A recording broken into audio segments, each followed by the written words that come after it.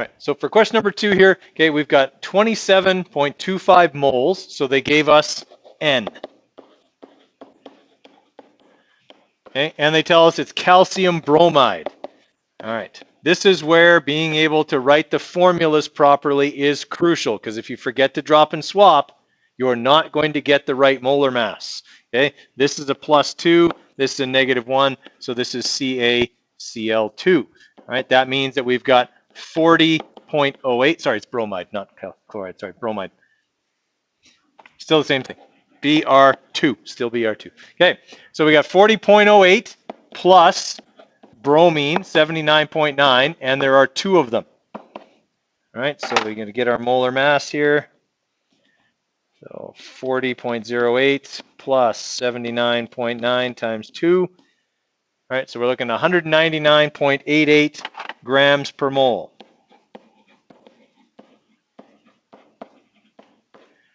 All right, I've got N and I've got big M. I'm looking for the mass, so I'm looking for little m. That means that now I do have to manipulate this equation, okay, but it's an easy manipulation. I just need to move big M over to the other side by doing what operation?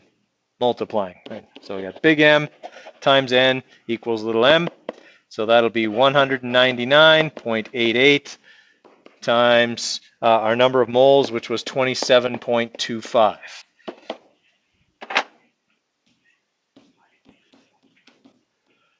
All right, so we're looking at 5,446.73.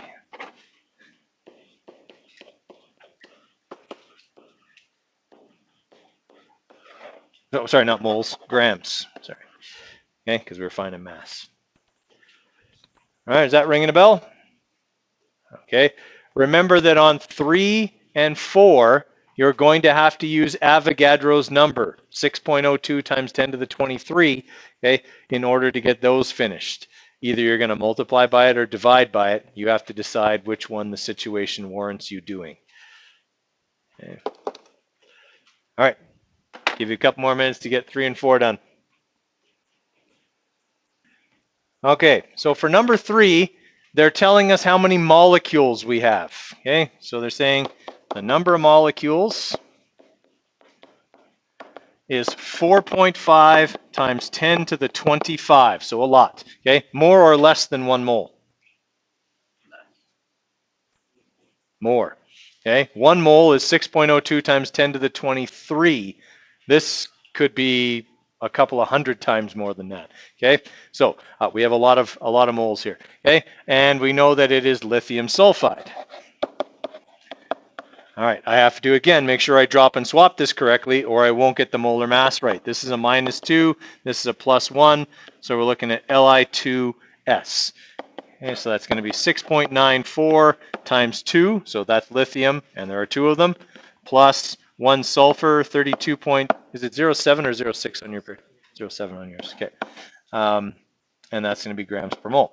All right, so when we do that,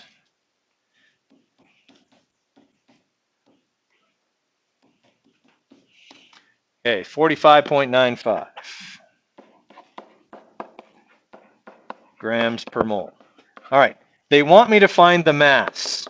If I'm going to find mass, I need number of moles, N, and molar mass. I have molar mass. So how can I get number of moles using what I have here? If I know how many molecules I have, and I know how many molecules are in 1 mole, can I figure out how many moles I have? Okay, am I multiplying or dividing? Dividing, okay? Remember, if I told you you had 48 donuts, and I wanted to know how many dozen you had, you would go 48 divided by 12. Well, we're doing the same thing here. We're taking the number we have and dividing by the number in 1 mole to get the number of moles, okay? All right, so N is going to equal number of molecules divided by Avogadro's number. Okay, so that's going to be our 4.5 times 10 to the 25 divided by 6.02 times 10 to the 23.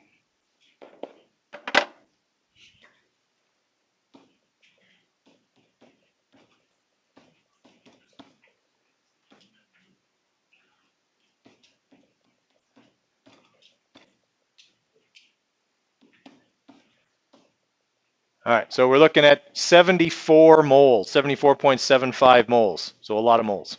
Okay, so now I know what N is. All right, now that I know what N is, I should be able to calculate small m, because I have big M as well. So I'm going to multiply both sides by big M, and that'll leave me with little m, so that'll be 74.75 times 45.95. Okay, so there's my molar mass, there's my number of moles. Okay, that's going to give me the correct number. Okay, so I'm going to have 3,434.80 grams. A lot. But I had a lot of molecules, so I should have a lot of mass. Okay.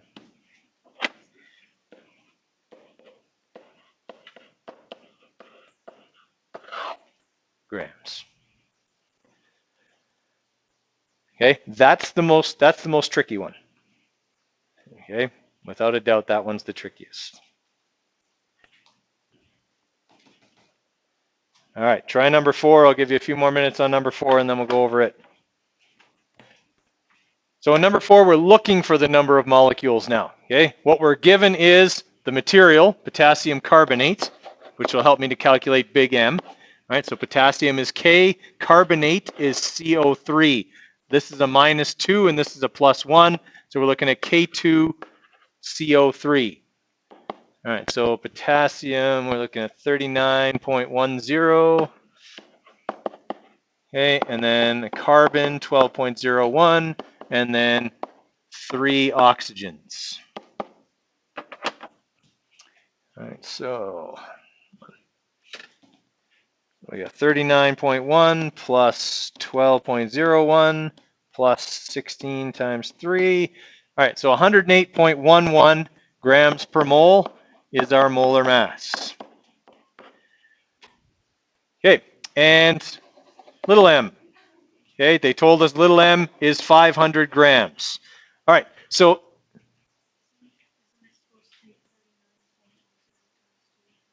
oh, sorry. Yep, you're absolutely right. I totally spaced on that. Good catch.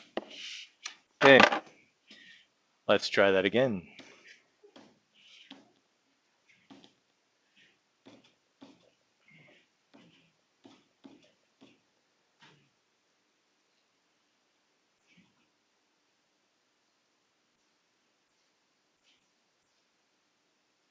Oh, no, something got messed up. Ah, screw it. Okay, 39.1 times 2 plus 12.01 plus 16 times 3. 138, that's better. Okay. Yeah.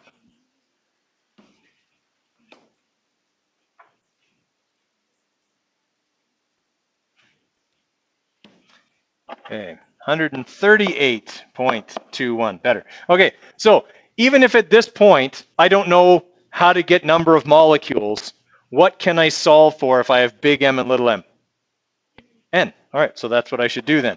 Okay, N equals little m over big M. 500 grams was little m, okay, and we calculated correctly this time, 138.21. Okay, 500 divided by, whoop, not 50, 500 divided by our answer. All right, so we're looking at 3.62 moles approximately.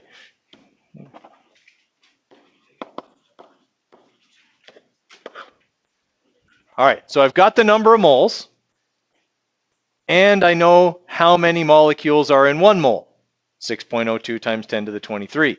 So if I know how many are in 1 mole, and I know how many moles I have, what do I do with those two numbers? Multiply them, exactly. Okay, so number of molecules is going to equal N times Av's number, okay, which will be 3.62 times 6.02 times 10 to the 23. Right, so our number of molecules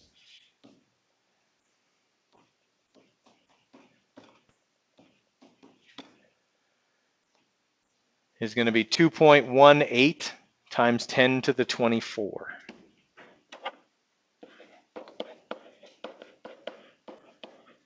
molecules. Make sure you put molecules after this. This is a unit that a lot of times people forget to write down. Okay, it's a number like anything else. It should have units. Okay, so make sure you put the units on it. Okay, questions on that one? All right, so now you have seen 3 days in a row the 4 ways I can ask this on the unit exam on Monday. I'm not going to try anything tricky. Okay, I'm going to put ones like this on the unit exam on Monday. So make sure you know how to do them, because they're going to represent a fairly large portion of the marks on the test. Okay. All right, so one is working on that worksheet from yesterday. Okay, but there's more of them. There's more questions there than what we did yesterday, so we'll keep going on those.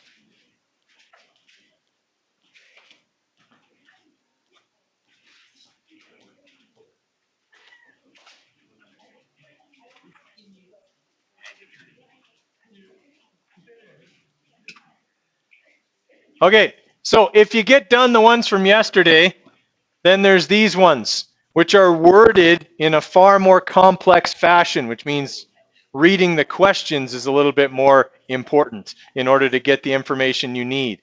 Okay? In the end, what do you really need for a mole equation?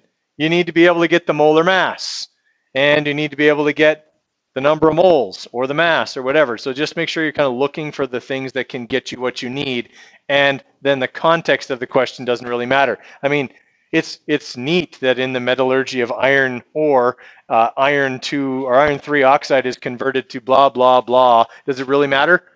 I'm trying to find the number of, or the mass of iron oxide in 0.580 moles. That's really all I need to know for that question. The rest of it is just there to distract me, okay? It is there to be extraneous and see if you can read through the fog to get what you need out of a question, right? The reason we do that, guys, is not just to be cruel, although that's kind of fun, but okay, it's there because the higher up you go in high school science, the more reading becomes involved. All right, like last semester on the Physics 30 diploma exam, there were 2 times in a 50-question test where students had to read 2 full pages of information to answer 2 questions.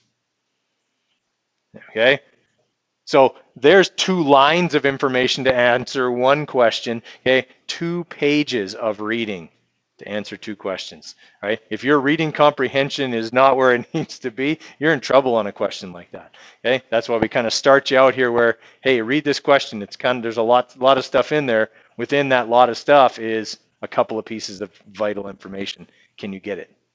Okay. All right, so get working on that, and then we can go over a few if we need to as we go. Okay, on a lot of the questions there, I have things written either in the answer key in scientific notation or some of the masses I have. For example, one of the questions says you have 1.63 times 10 to the 3 grams of something, right? When you write something in scientific notation, what you've done is taken a big number and represented it as a smaller number with an exponent, okay? This number here means multiply this base by 10 to the 3, right? So 10 times 10 times 10, which is 1,000. So it means multiply this number by 1,000, which essentially means, we move the decimal the same number of spots as this number indicates. So this number becomes 1,630 grams. Okay, if I have a number that looks like this, let's say 2.54 times 10 to the minus 3, which way do I move the decimal now? The other way, okay? In other words, this is a very small number. 1, 2, 3, I fill the cups with zeros, and there's where my decimal goes, okay? Now I've got that number in long form, okay? Using scientific notation is going to be important for you here in science, so know how to do it.